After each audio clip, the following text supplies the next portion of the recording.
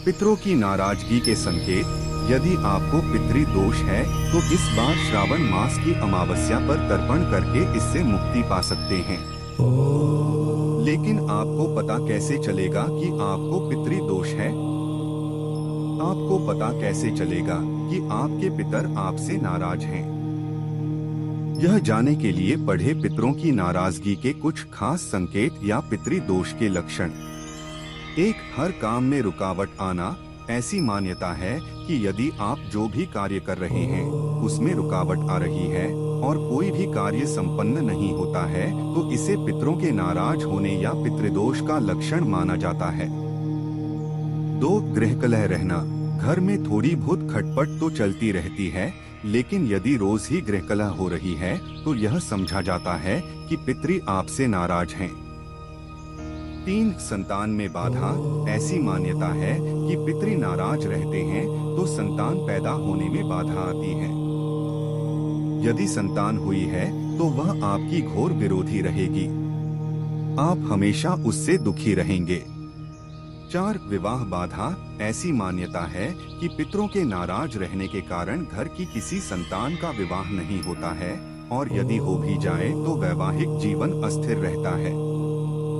5. आकस्मिक नुकसान। ऐसी मान्यता है कि यदि पितृ नाराज हैं तो आप जीवन में किसी आकस्मिक नुकसान या दुर्घटना के शिकार हो जाते हैं। आपका रुपया जेल खाने या दवाखाने में ही बर्बाद हो जाता है। 6. अन्य लक्षण। इसके अलावा भी अन्य लक्षण बताए गए हैं, जैसे कि मांगलिक कार्यों में अचानक कोई बाधा उत्पन्न हो, संतान का पढ़ाई में दिल नहीं लगना, श्राद्ध पक्ष में ब्राह्मणों द्वारा भोजन नहीं खाया जाना, घर में बरकत नहीं रहना आदि। कैसे करते हैं तर्पण?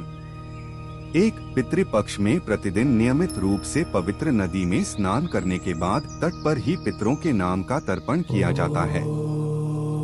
इसके लिए पितरों को जौ, काला तिल और एक लाल फूल डालकर दक्षिण दिशा की ओर मुंह करके खास मंत्र बोलते हुए जल अर्पित करना होता है। 2. सर्वप्रथम अपने पास शुद्ध जल, बैठने का आसन, बड़ी थाली या ताम्रण, तांबे की प्लेट, कच्चा दूध, गुलाब के फूल, फूलमाला, कुशा, सुपारी, जौ, काली तिल, जनेऊ आदि पास में रखे। आसन पर बैठकर 3 बार आचमन करें। केशवाय नमः, माधवाय नमः, गोविंदाय नमः बोले। 3 आचमन के बाद हाथ धोकर अपने ऊपर जल छिड़के अर्थात पवित्र होवें। फिर गायत्री मंत्र से शिखा बांधकर तिलक लगाकर कुशे की पवित्री अंगूठी बनाकर अनामिका अंगुली में पहनकर हाथ में जल, सुपारी, सिक्का, फूल लेकर निम्न संकल्प लें। 4. अपना नाम एवं गोत्र उच्चारण करें, फिर बोले अथ श्रुतिस्मृति पुराणोक्त फल प्राप्त्यर्थ देवर्षिमनुष्य पितृतर्पणम करिष्ये। 5. इसके बाद थाली में जल, कच्चा दूध, गुलाब की पंखुड़ी डाले, फिर हाथ में चावल लेकर देवता एवं ऋषियों का आह्वान करें। स्वयं पूर्व मुख करके बैठें, जनेऊ को रखें, कुशा के अग्रभाग को पूर्व की ओर रखें, देवतीर्थ से अर्थात दाएं हाथ की अंगुलियों के अग्रभाग से तर्पण दें। इसी प्रकार ऋषियों को तर्पण दें।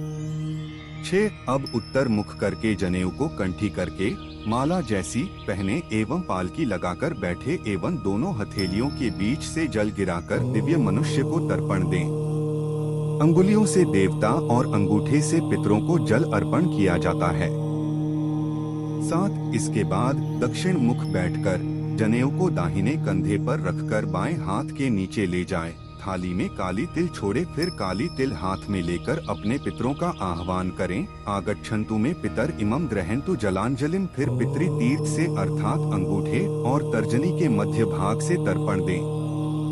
8. तर्पण करते वक्त अपने गोत्र का नाम लेकर बोलें, गोत्रे अस्मत् पितामह, पिता का नाम, वसुरूपत त्रिप्यत्मिदं तिलोदकम गंगा जलम वा तस्मै स्वधा नमः, तस्मै स्वधा नमः, तस्मै स्वधा नमः। इस मंत्र से पितामह और परदादा को भी 3 बार जल दें। इसी प्रकार 3 पीढ़ियों का नाम लेकर जल दें। इस मंत्र को पढ़कर जलांजलि पूर्व दिशा में 16 बार, उत्तर दिशा में 7 बार और दक्षिण दिशा में 14 बार दें।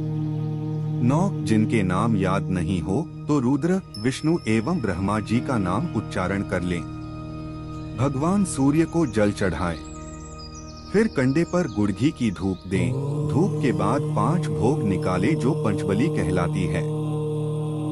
10 इसके बाद हाथ में जल लेकर विष्णवे नमः विष्णवे नमः विष्णवे नमः बोलकर यह कर्म भगवान विष्णु जी के चरणों में छोड़ दें। इस कर्म से आपके पितृ बहुत प्रसन्न होंगे एवं मनोरथ पूर्ण करेंगे। उम्मीद है कि आपको ये वीडियो पसंद आई होगी। अंत तक बने रहने के लिए आपका शुक्रिया।